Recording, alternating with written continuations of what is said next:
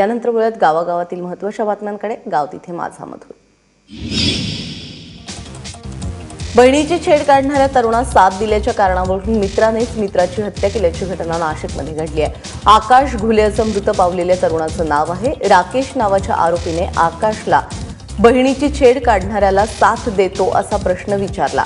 त्यावरून वाद सुरू झाला आणि वादाचं रूपांतर हाणामारीत झालं. यावेळी राकेशने 2 मित्रांच्या मदतीने धारदार शस्त्राने वार केल्याने आकाश घुलेचा जागीच मृत्यू झाला. या घटनेनंतर फरार झालेल्या 3ही आरोपींना पोलिसांनी अटक केली आहे. नाशकात दारू प्यायला पैसे देण्यास नकार दिल्यामुळे बस स्टॉपवरच अज्ञाताने एका तरुणाची हत्या केली. सुरेश भालेराव रात्री आपल्या घरी परतत असताना त्यांच्याकडे दारूसाठी अज्ञात तरुणाने पैसे मागितले. मात्र पैसे द्यायला नकार दिल्यानंतर त्यांनी चाकूच्या साहाय्याने सुरेश यांच्या पोटावरती वार केला आणि ते फरार झाले. भरगर्दीमध्ये झालेल्या या प्रकारामुळे आजूबाजूचे लोक देखील घाबरले. मात्र पोलीस घटनास्थळी दाखल झाल्यानंतर सुरेश यांना तात्काळ रुग्णालयात दाखल करण्यात आलं. या प्रकरणी पोलिसांकडे गुन्हा दाखल करण्यात आला असून पोलीस सध्या फरार आरोपीचा शोध घेतात. नोटाबंदीच्या निर्णयामुळे ग्रामीण पतसंस्था देखील चांगल्याच अडचणीत आलेल्या आहेत.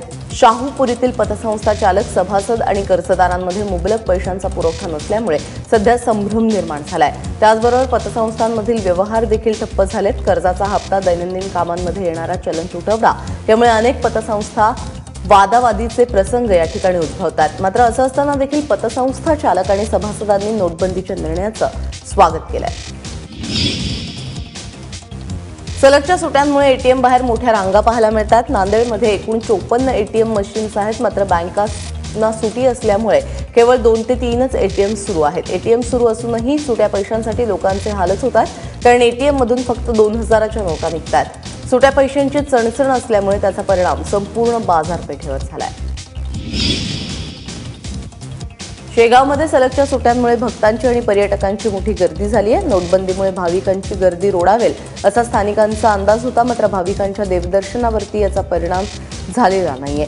शहरातील ठिकठिकाणी पार्किंग फुल झालेलं आहे. हॉटेल व्यावसायिक आणि इतर व्यावसायिकांनी देखील या सगळ्या संदर्भात जी चिंता केली होती ती चिंता आता दूर झाली आहे. सोलापूर जिल्ह्यातल्या बार्शीमध्ये भर दुपारी एका 19 वर्षीय तरुणाची हत्या करण्यात आली आहे. ओंकार नरके असं हत्या झालेल्या तरुणाचं नाव आहे. बार्शीतल्या आझाद चौकात दुपारी 2 वाजेच्या सुमारास त्याची धारदार शस्त्रानं भोसकून हत्या करण्यात आली. किरकोळ भांडणातून ही हत्या झाल्याचा अंदाज पोलिसांनी वर्तवलाय. आरोपीचा शोध सुरू आहे. पुणे नगर मार्गावर झालेल्या अपघातात मध्य प्रदेशातल्या 2 साई भक्तांचा मृत्यू झालाय. मूळचे मध्य प्रदेशातील यादव कुटुंबीय आपल्या कारनं पुण्याहून शिर्डीला दर्शनासाठी निघाले होते.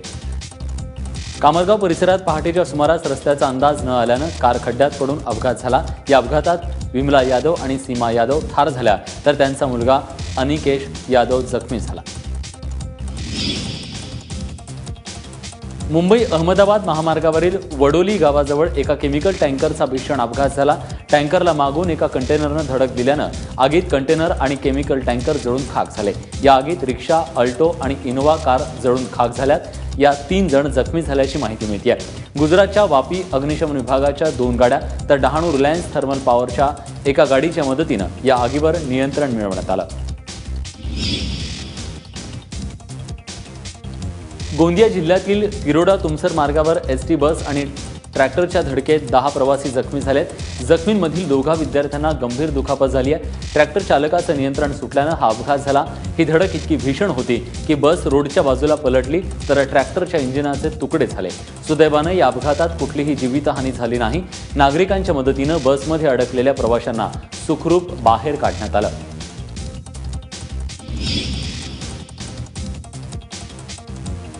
सोलापूर जिल्ह्यातल्या करमाळा कारागृहातून दरोड्यातील 3 आरोपी फरार झालेत.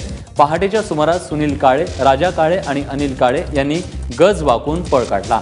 एक घरफोडी आणि दरोड्याच्या गुन्ह्यात हे 3ही आरोपी करमाळा कारागृहातील नारायण कोठडीत होते. हे आरोपी कसे पळाले याचा तपास वरिष्ठ पोलीस अधिकाऱ्यांकडून करण्यात येतोय. तसंच या आरोपींच्या शोधासाठी विविध ठिकाणी पथकं रवाना झाली आहेत.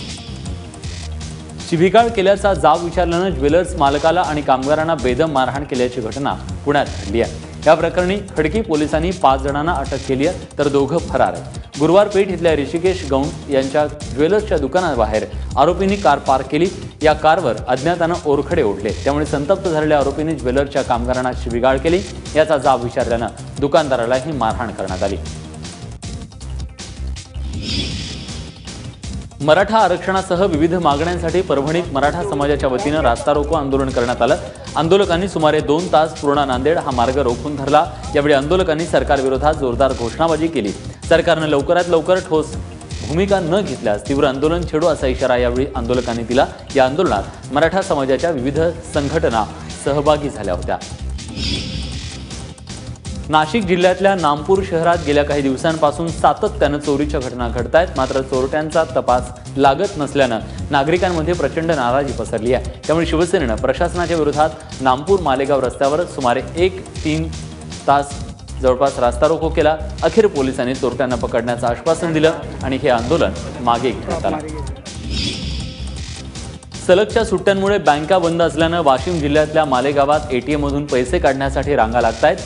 1 ते 2 तास रांगेत थांबून देखील पैसे मिळत नाही आहेत. त्यामुळे नागरिक त्रस्त आहेत. त्यामुळे स्वाभिमानी शेतकरी संघटनेच्या वतीनं स्टेट बँकेच्या एटीएमची आरती करून निषेध व्यक्त करण्यात आला.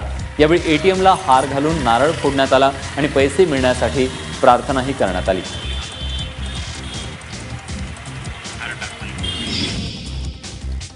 वाशिम जिल्ह्यातल्या मालेगावमध्ये एका फळ विक्रेत्यानं ग्राहकांसाठी पेटीएमची सुविधा उपलब्ध करून दिली आहे. गोपाल देशमुख बऱ्याच वर्षांपासून शहरातील गांधी चौकात फळ विक्रीचा व्यवसाय करतात. मात्र नोटबंदीच्या निर्णयानंतर त्यांच्या व्यवसायावर त्याचा परिणाम झाला.